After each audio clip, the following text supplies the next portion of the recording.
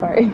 I just wonder, is it over? You're going to make sure it doesn't happen again. I think this is really the key thing people want to know, that there are not going to be more of these sleepovers in which people have to wonder. Nobody wonders when kids sleep over at my house. But Nobody are they wonders. over? Are you going to watch out for it now? Watch out for just what? for the sake of the children and for No, everything because you've been through? it's all moral and it's all pure. I don't even think that way. It's not what's in my heart. So you'll do it again? Ever. Do what again? I mean, you'll have a child sleeping over. Of course. They want. Yes. It's on the level of purity and love and just innocence, complete innocence. If you're talking about sex, and that's a nut. That's not me. Go to the guy down the street, because it's not Michael Jackson.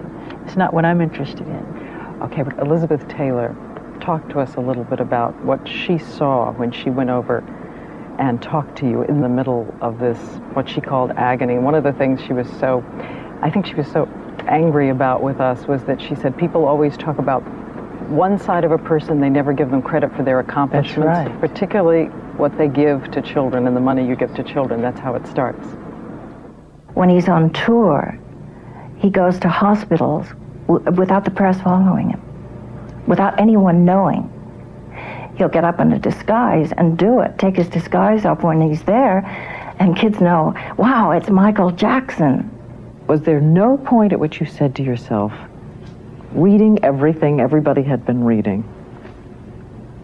maybe this is true, maybe I completely didn't understand who he was?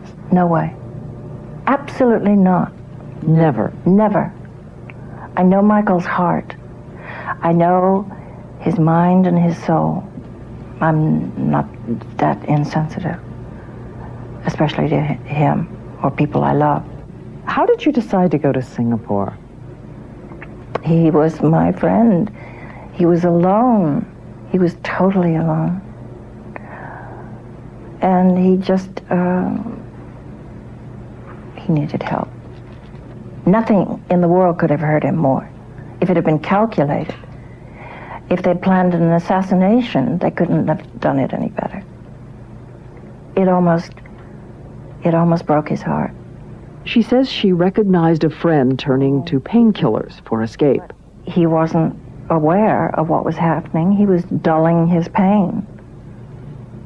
But it really frightened me because I have been there.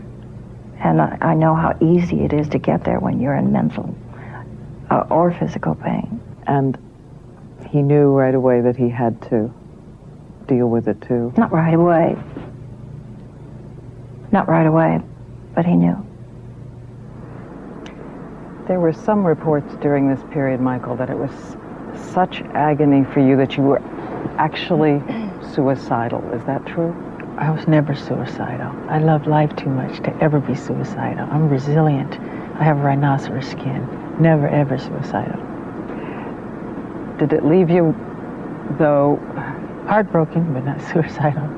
Did it leave you changed completely? I've talked to you a little bit about what you're thinking about, where you want to live in the world. Did it change your view about living here? You're thinking about living someplace else? I don't care to stay in America anymore, no. I don't care. I will always have Neverland, because I love Neverland. But I don't like, I'm very sensitive to the smog.